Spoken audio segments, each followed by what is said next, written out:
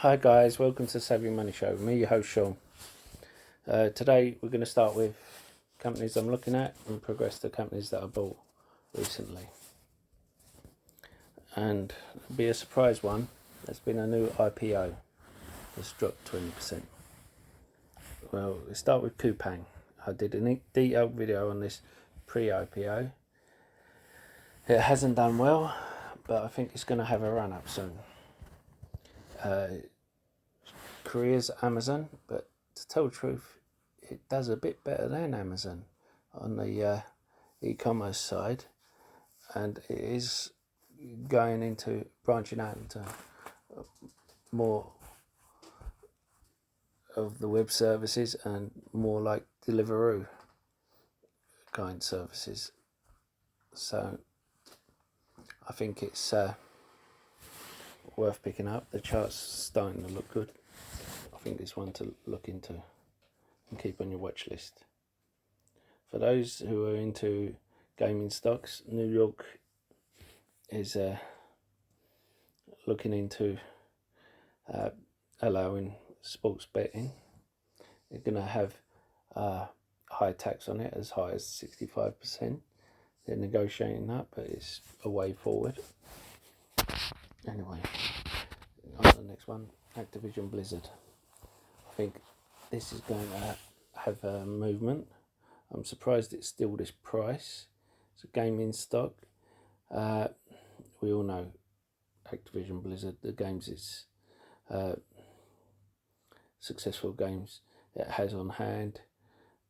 It's had huge growth since then. Now, when you consider that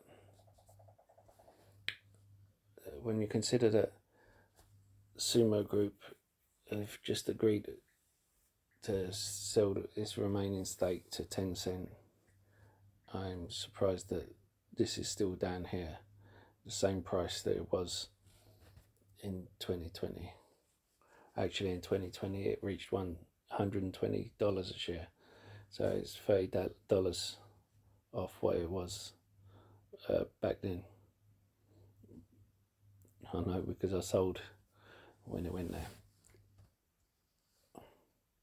Tesla. Now, Elon spoke yesterday about Tesla possibility of accepting Bitcoin. Now, he's going to have the AI event soon, which should be the end of this month, but knowing Elon's timeline, might be next month. Now, what does that mean for us? Well, I think it means full self-driving, or at least another leg up in full self-driving.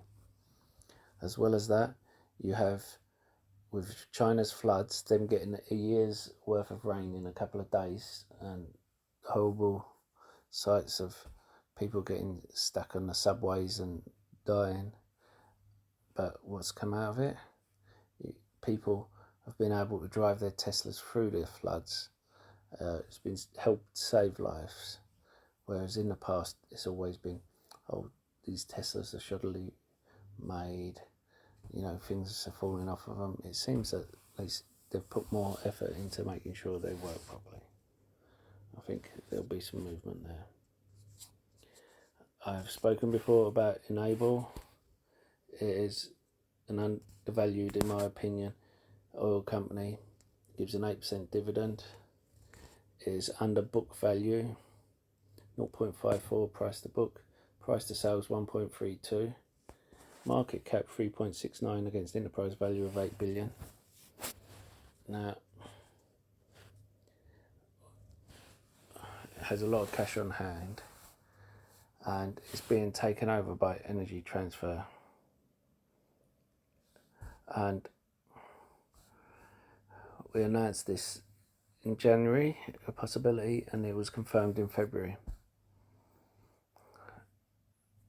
Now, what they're doing is giving 0.86 shares of Energy Transfer for each share of this. Some people are holding around for the merger, some people just want to get the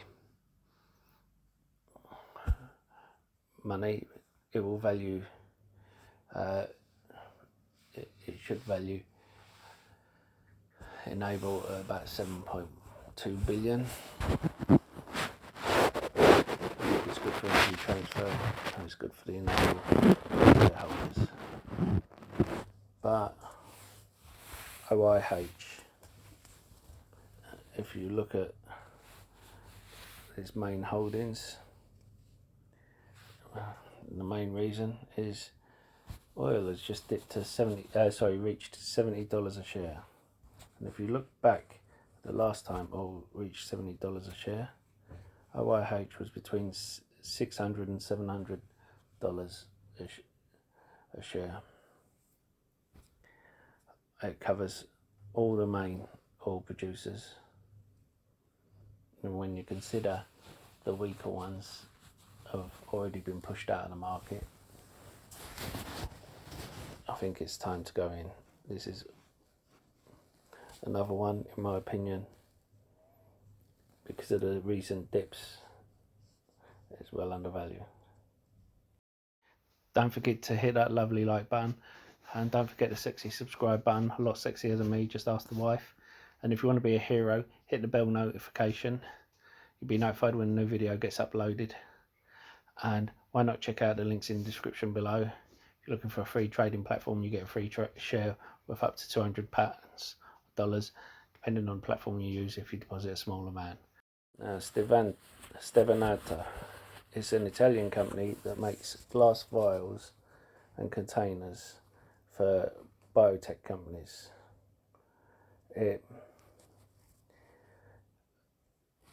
Including COVID-19 companies. So obviously it's done well recently, but it did drop 20% on IPO. If you look at its market cap versus enterprise value, it's 645 million market cap versus enterprise value of 5 billion. Now, it's a profitable company because it's trading PE of 36, which is high, but price to sales are 0.9. Price to book is on the higher side, but I believe that will start coming down. And if you look at the financials, remember, to get proper financials you have to wait till the next quarter, but if they knock it out like I think they will, then the share price will start rocketing.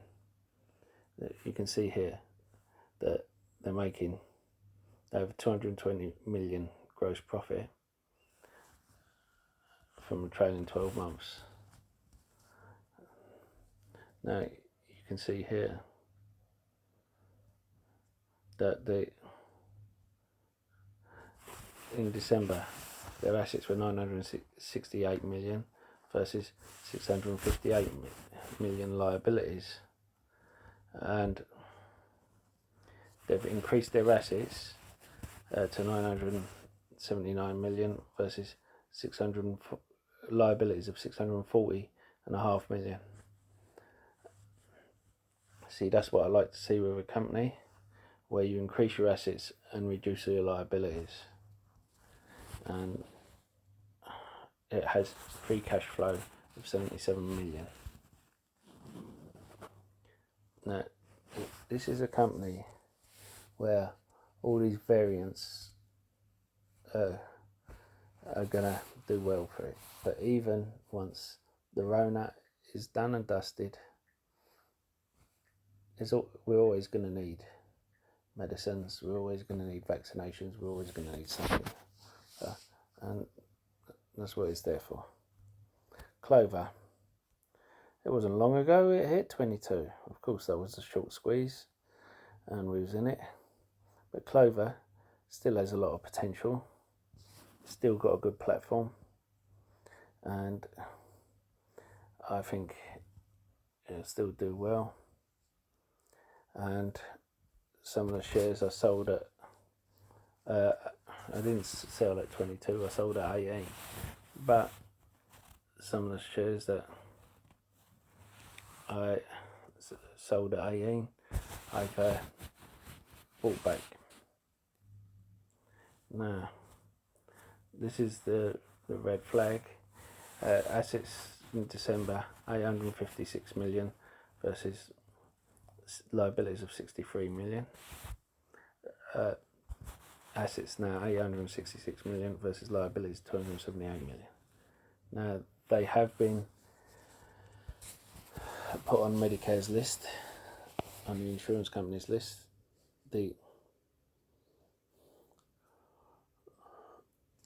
I would be interested to see what comes out of their financial results. That's why I haven't gone all in. I've only put a small amount in. Penn, National Gaming. Spoke to you the other day, it had 65. I was putting some in. Now it's gone up to 73. I expect this to carry on going. This is easily $160, $200 stock. Before the sell-off, it was a market-wide sell-off, as you know. This was over $100. It was $120. Now, this company doesn't have to pay anything for marketing because of Barstool Sports, and that's another 10-15% it adds to its profit margin, and I love it for that. As well as that, they are better suited than most other gaming companies out there. They are signing up more and more states, and they're making agreements with Native Americans in states where you need to have Native American agreements, like with the casinos, to actually get a license. I think this has huge potential, and I would like your opinions on it. Even if you don't agree with anything I've said today, let me know. I always like to have a bearish argument as well, in case I've missed something. So, last on the list is going to be Netlist. Now, as you can see, I've had people saying about price targets. It's not one I can give a price target on, because no one knows what the settlement's going to be, if there's going to be a settlement, or if it's going to be dragged out. People kept asking me, when's the dip going to come? Well, why it's looking, it doesn't look like there's going to be a dip. You've just got to get an entry, and then if you already have an entry, whenever there is down days, pick up more. But remember, you've got to be comfortable with your own due diligence. You've got to be comfortable with your position size. They did win a case recently, which will help their bank balance. It will also help their case against Google, because it sets a precedence. Anyway, I'll see you in the next video.